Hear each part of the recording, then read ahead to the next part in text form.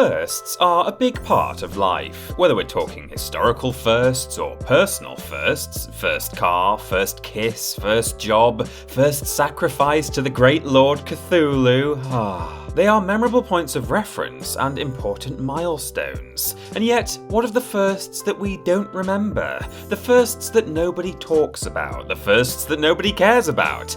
Actually, scratch that last one, we do want you to care or this video will perform horribly.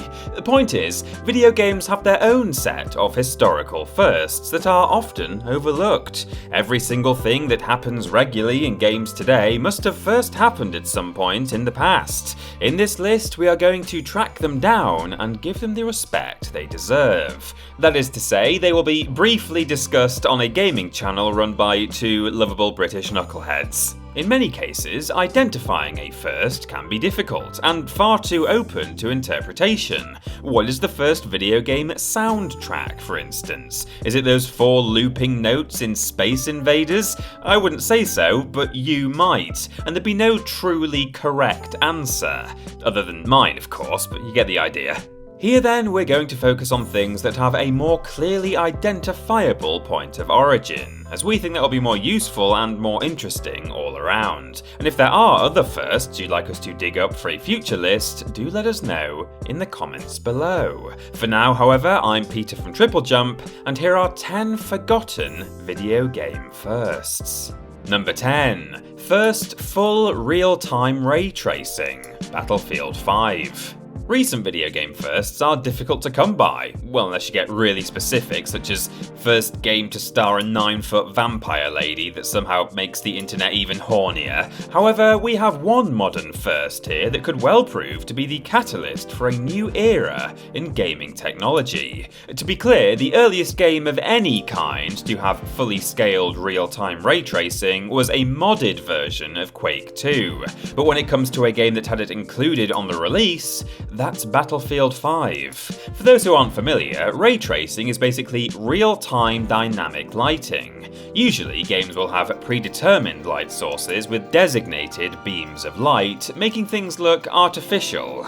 Ray tracing involves rendering light dynamically, allowing for realistic shadows and reflections, with light acting as it does in real life. Fully scaled real-time ray tracing will likely be the standard in a few years' time, but it wasn't perfect out of the gate. Battlefield 5 was choppy with ray tracing enabled, but things have gotten smoother as developers are getting a better handle on it. Just ignore your GPU howling in pain though, yeah?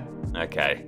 Number 9. First motion captured characters, KARATEKA. The obscure student game KARATEKA from 1984 is the first use of motion capture in a video game. We don't want to oversell this one in that the characters weren't rotoscoped in the same way that we think about it today. It is, however, closer to our modern definition than you might expect.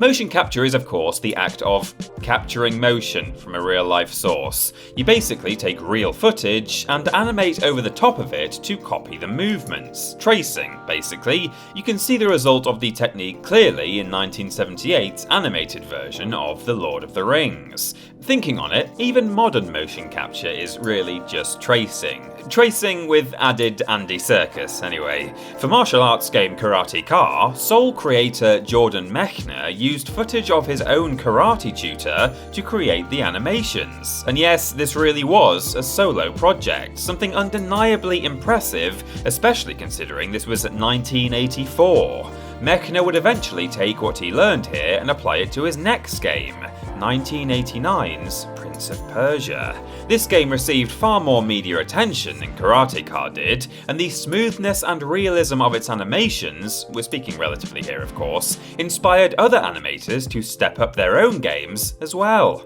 Number 8. First radial menu, Secret of Mana. Radial menus are absolutely everywhere, and yet they shouldn't be overlooked as they are one of the most useful UI innovations of all time. For starters, they've become the go-to version of quick access menus due to how versatile they are and how easy they can be hidden from view until needed. Radial menus were introduced by 1993's SNES classic The Secret of Mana. They were known then as ring commands, and they defined what became a common feature of video games, getting just about everything right in their debut.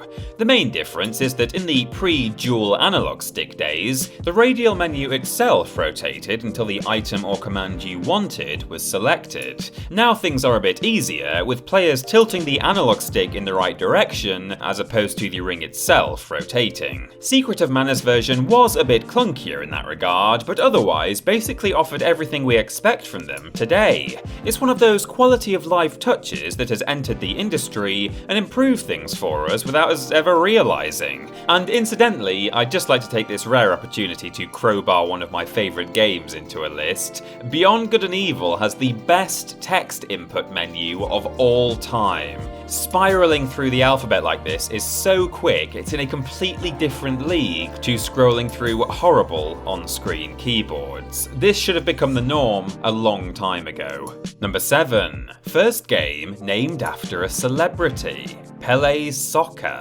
Trying to narrow down the first game named after a celebrity was tricky, but we're going with PELÉ'S Soccer for the Atari 2600. Well, PELÉ'S Football for those who drive on the left and carry around a picture of Her Majesty the Queen. Oh, brings a tear to the eye. The real question, of course, is Pelé represented in this game? Well, yes, obviously. There he is, right there. Look at him go. Wait, or is he that other blob? Alright, so it's Pelé's game by name alone, but if you're looking for the first game named after a real person, PELÉ'S Soccer is the earliest we were able to find. There were earlier games and consoles endorsed by celebrities, but not named after them, such as this wonderful Grandstand console from 1979 with Kevin Keegan's face on the box that, being based in Newcastle, we have a particular affection for. The first game named after a celebrity in which they clearly do star seems to be Journey Escape from 1982, but which celebrity is that named after, you might ask? Well, you play in turn as each member of Journey, the band, and it even includes a chiptune version of Don't Stop Believing. I would love to tell you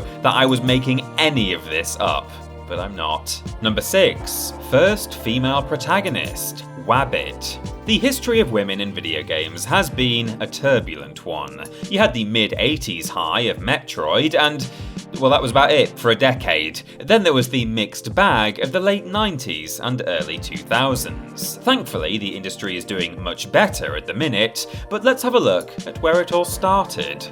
Some have put the mantle of first female protagonist down to Miss Pac-Man, but we don't think that's quite fair. She was basically just a geometric shape with a bow on it, and she didn't even have her own name. We reckon we can do better than that. Digging around, we did learn about the 1977 arcade game Score, which evidently allowed you to choose your character's gender, but we can't find anything about it other than this image describing it, which isn't much to go on.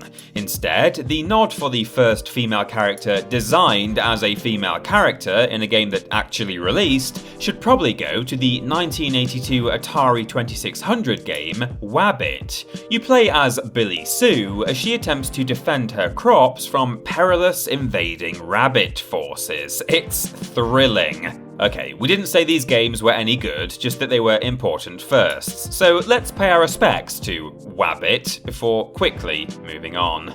Number 5. First ragdoll physics. Jurassic Park Trespasser. Despite its many flaws, Jurassic Park Trespasser has a few gaming firsts to its name. For one, its unique control scheme predated and inspired Surgeon Simulator and Octodad. It also pioneered the technique of distant 3D objects being rendered in 2D until you get close to them, saving on processing power. It also likely became the first game with a full physics engine. While it might be rather wonky, the dinosaurs act like drunk toddlers on ice most of the time, it's a noble attempt, and it went on to influence Half-Life 2, so I think we can let it off a bit. Those are well-documented aspects of Jurassic Park Trespasser though, and here we're celebrating its introduction of now commonplace ragdoll physics. Everybody loves flinging their character around the place with reckless abandon. There are entire games built around the concept, and Grand Theft Auto 5 even had a dedicated button for it. From bodies littering the landscape in Dark Souls to the glitching mess that is Skate 3, ragdoll physics are beloved in the gaming sphere, and we have a slightly lousy yet cult classic Jurassic Park game to thank for that. You may have sacrificed quality for the sake of innovation, Trespasser, but we would have it no other way. Number 4. First New Game Plus, Chrono Trigger. New Game Plus is almost a standard expectation nowadays. It's a great way to extend playtime and provide a nice little bonus for those who have persisted all the way to the end. Whether the reward is as simple as retaining your gear this time around or switching up the experience entirely, New Game Plus is a common and welcome feature of too many games to even mention. One could trace loose examples of New Game Plus back to the likes of Super Mario Bros., which offered a new quest after finishing the main game, but that was basically just hard mode. New Game Plus, in the sense that we know it today, began with 1995's Chrono Trigger. In Chrono Trigger, after finishing the game, your items and stats would continue over into a new run, which was good as this was necessary for completionists who wanted to see all of the endings on one save file. There was even an extra ending specific to New Game Plus, rewarding those who took advantage of the feature. Number 3. First stop-motion game, Reikaidushi Chinese Exorcist. Oh yeah, you heard that name right, assuming I said it right. It's time to get weird. Reikaidushi Chinese Exorcist is a 1988 fighting game from Japanese studio Magical Company. Reikaidushi may be better known under its English title, Last Apostle Puppet Show. Well, I say better known, but I can't imagine too many people are familiar with this by any name. Reikaidushi Chinese Exorcist may also hold the title of first fighting game with digitized characters, as it actually predates Mortal Kombat, but we're giving it the larger recognition of being the very first stop-motion game. Though it may look like it used claymation for its stop motion, that's apparently not the case. The fighters are puppets, meaning that the English title Last Apostle Puppet Show does actually make sense. I'm as surprised as you are. In the game, you battle demons and supposedly exorcise them with your fists. Now, while that method may seem questionable at first, that is basically what happened at the end of the Exorcist movie. And who are we to argue with an exorcist's methods as long as he's getting results? Punch those puppets! Number 2. First DLC, Total Annihilation. The advent of DLC happened far earlier than most people probably expect. For context, we are defining DLC as additional content that is downloadable from that magical source of power that controls us all, the internet. Back in 1997, one of the best PC real-time strategy games was released, Total Annihilation. In order to expand the game, developer Cave Dog Entertainment offered additional content you could download online. It wasn't like it is today, where you just click a button and the DLC digs its way into the existing game files like a hamster through sawdust. I don't know how to make games, but I'm assuming that's how it works. Instead, Total Annihilation fans were given the unit's files and had to manually move it to the correct directory. A bit clunky, but it got the job done. Oh, and the DLC was free, too. The downloads themselves were what you'd expect from an RTS, more units, buildings, and fortifications. Each file was around 100 kilobytes in size, which is about 30 times smaller than a single iPhone photo today. Let's not even think about the fact that day one patches these days can be 40 to 50 gigs at times. The speed of technological advancement is a terrifying thing, but I for one welcome our new robot overlords, and I suggest you do the same. And number 1, first soundtrack to enter a Billboard chart, Halo 2.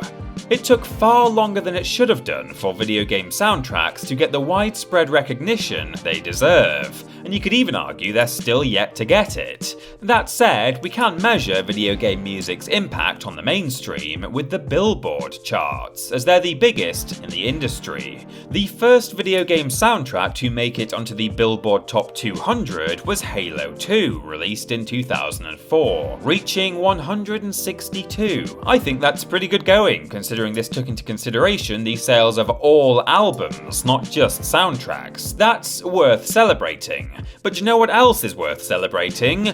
The other number one first game soundtrack to top a Billboard chart, Cuphead. Oh, hello, it's a wildcard number one entry. Oh, that's right, we're spotlighting two entries in the number one spot. I mean, we're on the subject, so we might as well, but still, we spoil you, we really do. Anyway, nearly 20 years after Halo 2's soundtrack became the first one to chart, Cuphead became the first one to claim a coveted number one spot, and well deserved too. Admittedly, this time it wasn't quite the big boy chart. Cuphead instead managed to climb to the top of the Billboard Jazz chart, specifically in the week of September 14th, 2019. But that is still a remarkable achievement, however, and it went a long way towards granting video game music some increased legitimacy. We're still a while off from people just considering video game music to be music, but Halo 2 and Cuphead have certainly done their part in getting us there.